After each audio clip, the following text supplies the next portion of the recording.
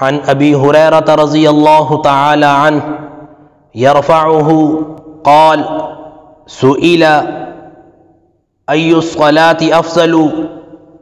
بعد المکتوبۃ وای الصیام افضل بعد شہر رمضان فقال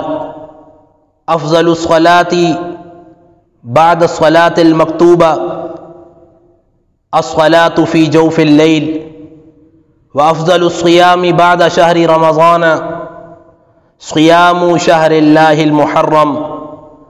وعن ابی قتادہ رضی اللہ تعالی عنہ ان النبی صلی اللہ علیہ وسلم قال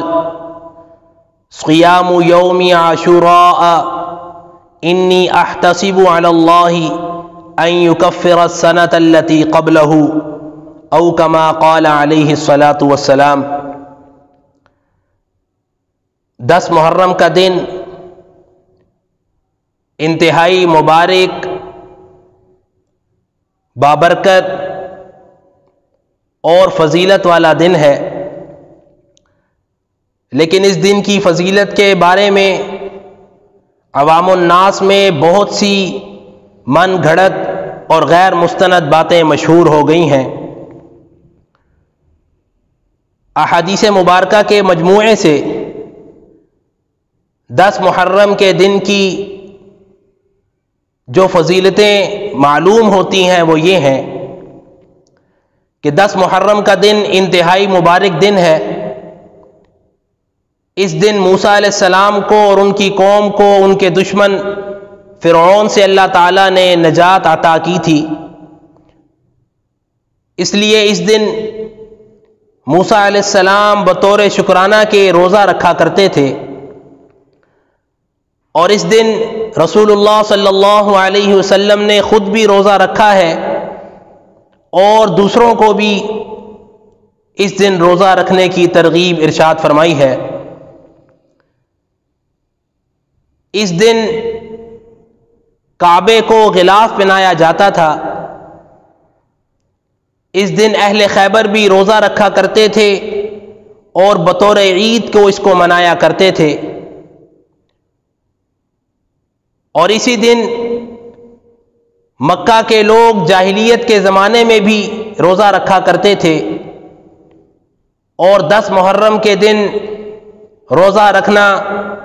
گزشتہ سال کے گناہوں کا کفارہ بن جاتا ہے، جیسا کہ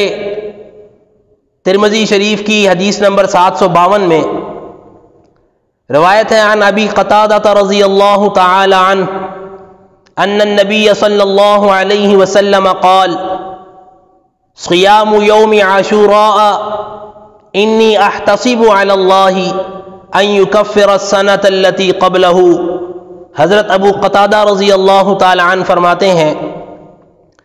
کہ بے شک نبی کریم صلی اللہ علیہ وسلم نے ارشاد فرمایا ہے کہ میں اللہ رب العزت سے یہ امید رکھتا ہوں کہ 10 محرم کے دن کا روزہ پچھلے سال کے گناہوں کو مٹا دے گا۔ اسی طرح ایک اور حدیث مبارکہ میں حضرت ابو ہریرہ رضی اللہ تعالی عنہ وہ روایت نقل فرماتے ہیں، نبی کریم صلی اللہ علیہ وسلم سے سوال کیا گیا کہ یا رسول اللہ صلی اللہ علیہ وسلم، فرض نمازوں کے بعد کون سی نماز افضل ہے، اور رمضان کے مہینے کے روزوں کے بعد کون سے روزے افضل ہیں؟ پیارے پیغمبر علیہ الصلوۃ والسلام نے ارشاد فرمایا کہ فرض نمازوں کے بعد سب سے افضل نماز وہ آدھی رات کے وقت نماز پڑھنا ہے، اور رمضان کے مہینے کے بعد سب سے افضل روزے وہ اللہ کے مہینے محرم کے روزے ہیں۔ مرقات میں ملا علی قاری رحمۃ اللہ علیہ فرماتے ہیں، اس حدیث مبارکہ میں محرم کے پورے مہینے میں جب بھی روزہ رکھا جائے اس کی فضیلت وارد ہوئی ہے، یعنی صرف 10 محرم کے روزے کے ساتھ یہ فضیلت خاص نہیں، بلکہ محرم کے مہینے میں جب بھی روزہ رکھیں گے رمضان کے بعد وہ افضل روزہ شمار ہوگا۔ البتہ 10 محرم کے روزے کی فضیلت یہ مختلف ادوار میں مختلف رہی ہے، اس کی 4 حیثیتیں بیان کی گئی ہیں۔ پہلی حیثیت یہ بیان کی گئی ہے کہ رسول اللہ صلی اللہ علیہ وسلم عاشورہ کے دن روزہ رکھا کرتے تھے، لیکن دوسروں کو اس کی ترغیب نہیں دیتے تھے، جیسا کہ بخاری شریف کی حدیث نمبر 2002 میں حضرت عائشہ صدیقہ رضی اللہ تعالی عنہا سے مروی ہے۔ دوسری حیثیت یہ ہے کہ رسول اللہ صلی اللہ علیہ وسلم جب مدینہ طیبہ تشریف لائے تو وہاں دیکھا کہ اہل کتاب عاشورہ کے دن کی بڑی تعظیم کرتے ہیں اور اس دن روزہ رکھتے ہیں۔ نبی کریم صلی اللہ علیہ وسلم نے جب یہ دیکھا تو ارشاد فرمایا کہ میں بھی عاشورہ کے دن روزہ رکھوں گا، اور لوگوں سے کہا کہ تم بھی اس دن روزہ رکھو، اور اس کی اس قدر تاکید فرمائی کہ صحابہ اکرام رضوان اللہ تعالی علیہم اجمعین اس دن اپنے بچوں کو بھی روزہ رکھوایا کرتے تھے۔ حضرت عبداللہ ابن عباس رضی اللہ تعالی عنہما فرماتے ہیں کہ نبی کریم صلی اللہ علیہ وسلم جب مدینہ طیبہ تشریف لائے تو دوسرے سال کیا دیکھتے ہیں کہ یہودی عاشورہ کے دن کی بڑی تعظیم کرتے ہیں اور اس دن روزہ رکھتے ہیں۔ رسول اللہ صلی اللہ علیہ وسلم نے ان سے پوچھا کہ تم اس دن کی تعظیم کیوں کرتے ہو اور روزہ کیوں رکھتے ہو؟ تو انہوں نے کہا کہ یہ بڑا اچھا دن ہے، اس دن موسیٰ علیہ السلام کو اور بنی اسرائیل کو اللہ رب العزت نے ان کے دشمن فرعون سے نجات عطا کی تھی، اس لیے موسیٰ علیہ السلام بطور شکرانہ کے اس دن روزہ رکھا کرتے تھے۔ پیارے پیغمبر علیہ الصلوۃ والسلام نے ارشاد فرمایا پھر تو موسیٰ علیہ السلام کی خوشی کے ساتھ ہم لوگ زیادہ مستحق ہیں کہ ان کی خوشی میں شریک ہوں، لہذا نبی کریم صلی اللہ علیہ وسلم نے اس دن خود بھی روزہ رکھا اور لوگوں کو بھی اس دن روزہ رکھنے کی تعلیم ارشاد فرمائی۔ تیسری حیثیت یہ ہے کہ جب تک رمضان المبارک کے مہینے کے روزے فرض نہیں ہوئے تھے تب تک تو عاشورہ کا روزہ رکھنا انتہائی ضروری سمجھا جاتا تھا اور اس کا حکم بھی تھا، لیکن جب ماہ مبارک رمضان المبارک کے روزے فرض ہو گئے تو پھر اس کے بعد عاشورہ کا روزہ وہ بطور فرض رکھنا چھوڑ دیا گیا۔ چنانچہ حضرت ابن عمر رضی اللہ تعالی عنہ سے بخاری شریف میں روایت ہے، فرماتے ہیں کہ رمضان المبارک کے مہینے کے روزے فرض ہونے سے پہلے نبی کریم صلی اللہ علیہ وسلم خود بھی عاشورہ کا روزہ رکھتے تھے اور لوگوں کو بھی اس کا حکم دیتے تھے، لیکن جب ماہ مبارک رمضان کے روزے فرض ہو گئے تو پھر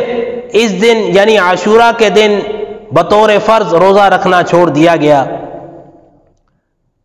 اور اس کی چوتھی حیثیت یہ ہے کہ رسول اللہ صلی اللہ علیہ وسلم نے اپنی زندگی کے آخری ایام میں یہودیوں سے مشابہت سے بچنے کے لیے یہ ارشاد فرمایا تھا کہ اگلے سال اگر میں زندہ رہا